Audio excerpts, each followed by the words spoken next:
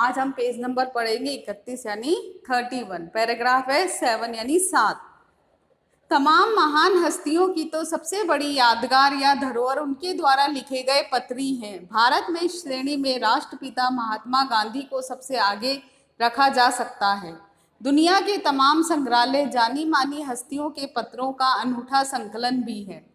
तमाम पत्र देश और काल समाज को जानने समझने का असली पैमाना है। भारत में आज़ादी के पहले महासंग्राम के दिनों में कुछ अंग्रेज अफसरों ने अपने परिवारजनों को पत्र में लिखे हुए आगे चलकर अपने परिवारजनों को जो पत्र लिखे वे पत्र आगे चलकर बहुत ही महत्व की पुस्तक बन गए। इन पत्रों ने साबित किया कि यह संग्राम कितना जमीनी मजबूती के लिए हुआ था। तमाम हस्तियों यानी दुनिया के जितने भी संसार के जो महापुरुष है उनके द्वारा जो लिखे गए पत्र हैं वो हमारे पास आज किसके रूप में, एक याद के रूप में सुरक्षित हैं। धरोहर उनके द्वारा लिखे गए, धरोहर यानी विरासत, यानी कि जो महापुरुष हैं उनके द्वारा जो लिखे गए पत्र हैं वे लोगों के पास आज भी सुरक्षित हैं और आगे आने वाली पीढ़ियों के लिए धरोहर के रूप में, धरोहर के रूप के क्या है, समान है, जिससे कि आगे आने वाली पीढ़ियों को भी उस समय की क्या मिल सके, जानकारी मिल सके। ऐसे ही इनमें जो भारत के राष्ट्रपिता महात्मा गांधी है उनका स्थान जो है सबसे महत्वपूर्ण है।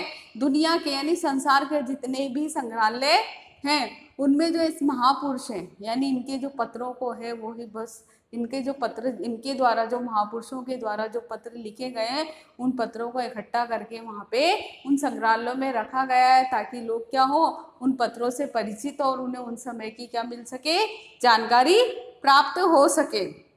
और इन पत्रों से उस समय की देश काल, उस समय की स्थिति और किस कारण से लिखे गए, उस समय का समाज कैसा था, इन सब की हमें क्या मिलती है, जानकारी मिलती है।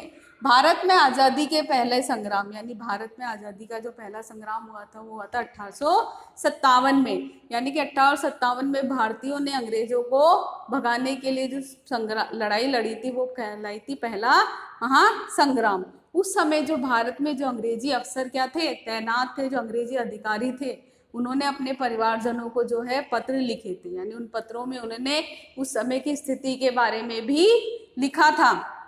तो इससे और जो वो पत्र थे अब वो पत्र किसके रूप में, पुस्तक के रूप में बन गए, जिससे हमें उस समय की जो जानकारी है उस समय की जानकारी प्राप्त होती है कि जो स्वतंत्रता सेनानी थे उन्होंने अपना बलिदान दिया, किस तरह अंग्रेजों का क्या किया, विरोध किया और अंग्रेजों ने जो भारतीयों पर किस तरह अत्याचार किया, इस सब की जानकारी हमें उस पुस्तक के माध्यम से मिलती है। इसलिए वो जो है, इसलिए इन पत्रों ने साबित किया कि यह संग्राम कितनी मजबूती लिए हुआ था, यानी ये सब जानकारी हमें किससे मिल रही है, उस समय जो अंग्रेज अफसर थे उनके द्वारा लिखे गए पत्रों के माध्यम से ही हमें उस समय की सारी जानकारी प्राप्त हो रही है। अगला पैराग्राफ, महात्मा गांधी के पास दुनिया भर से तमाम पत्र केवल महात्मा गांधी इंडिया लिखे आते थे, वे जहां भी रहते थे वहां तक पहुंच जाते थे।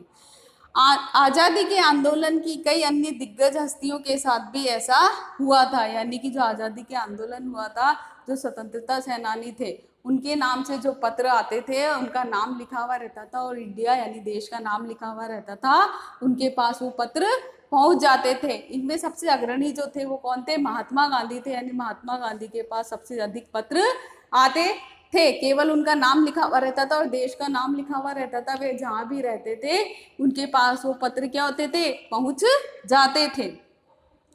गांधी जी के पास देश दुनिया से बड़ी संख्या में पत्र पहुंचते थे, पर पत्रों का जवाब देने के मामले में उनका कोई जोड़ नहीं था, यानी सबसे ज्यादा जो सबसे अधिक संख्या में पत्र किसके पास आते थे, गांधी जी के पास आते थे पूरे दुनिया भर से। तो उन पत्रों का जवाब देने में भी क्या थे, तत्पर थे, यानी उनका जैसा कोई और उदाहरण नहीं था, यानी जो भी उनके पास पत्र आते थे वे उनका जवाब जो है वो जरूर देते थे, यानी जवाब देने के लिए हमेशा क्या रहते थे, वो तत्पर यानी तैयार रहते थे।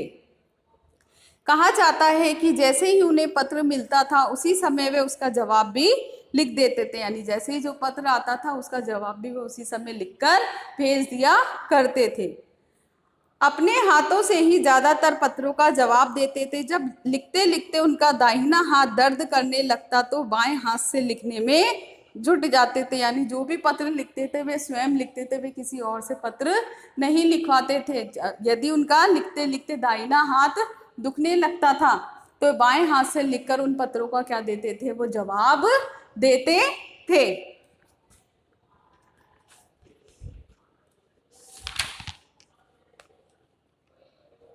अगला पैराग्राफ 9। महात्मा गांधी ही नहीं, आंदोलन के तमाम नायकों के पत्र गांव-गांव में मिल जाते हैं। पत्र भेजने वाले उन पत्रों को किसी प्रशस्ति पत्र के से कम नहीं मानते, और कई लोगों ने तो उन पत्रों को फ्रेम कराकर रख लिया है। यह पत्रों का जादू है। यही नहीं, पत्रों के आधार पर ही कई भाषाओं में जाने कितनी किताबें लिखी जा चुकी है। महात्मा गांधी ने आंदोलन के तमाम नायक थे, यानी जो स्वतंत्रता आंदोलन के तमाम जो स्वतंत्रता सेनानी थे, उनके द्वारा लिखे गए जो पत्र हैं गांव-गांव में मिल जाते हैं, यानी कि गांव के जो लोग हैं जिनको उन्होंने पत्र लिखे थे इन स्वतंत्रता सेनानियों यानी महापुरुषों ने, तो उन्होंने उन पत्रों को क्या कर रखा है, आज भी संभाल कर रख रखा है।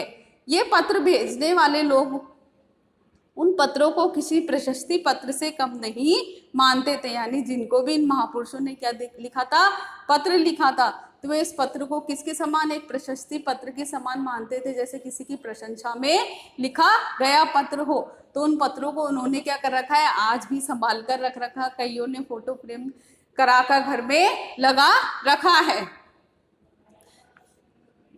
पत्रों के आधार पर ही क्या है, कई भाषाओं में न जाने कितनी पुस्तकें लिखी जा चुकी है। वास्तव में पत्र किसी दस्तावेज से कम नहीं है। पत्रों के संग्रहण पे क्या है, अनेक भाषाओं में अनेक पुस्तकें लिखी गई है। वास्तव में पत्र किसी दस्तावेज से कम नहीं थे। दस्तावेज यानी महत्वपूर्ण कागज होना, यानी कि पत्र भी किसके समान थे, महत्वपूर्ण कागजों के समान थे। पंत के 200 पत्र, बच्चन के नाम, निराला के पत्र हमको लिखियो है कहाँ, तथा पत्रों के आईने में दयानंद सरस्वती समेत कई पुस्तकें आपको मिल जाएंगी। यानी कि पत्रों को लेकर हिंदी में क्या है, पत्र साहित्य पर अनेक पुस्तकें लिखी गई है, जिनमें पंत के 200 पत्र, बच्चन के नाम, निराला के पत्र हमको लिखियो है, आईने में दयानंद सरस्वती आदि की कई पुस्तकें हमको किस पर, पत्रों के महत्व के बारे में मिल जाएगी। कहा जाता है कि प्रेमचंद खास तौर पर नए लेखकों को बहुत प्रेरक जवाब देते थे तथा पत्रों के जवाब देने में हमेशा मुस्तैद रहते थे। मुस्तैद रहना यानी तैयार रहना की, यानी कि कहा जाता है कि जो प्रेमचंद थे वे लोगों के जो पत्र आते थे उनका जवाब देने में हमेशा क्या रहते थे, तत्पर यानी तैयार रहते थे, और वे लोगों को क्या करते थे, प्रेरक यानी प्रोत्साहित भी किया करते थे, उन्हें प्रेरणा भी देते थे पत्रों के माध्यम से।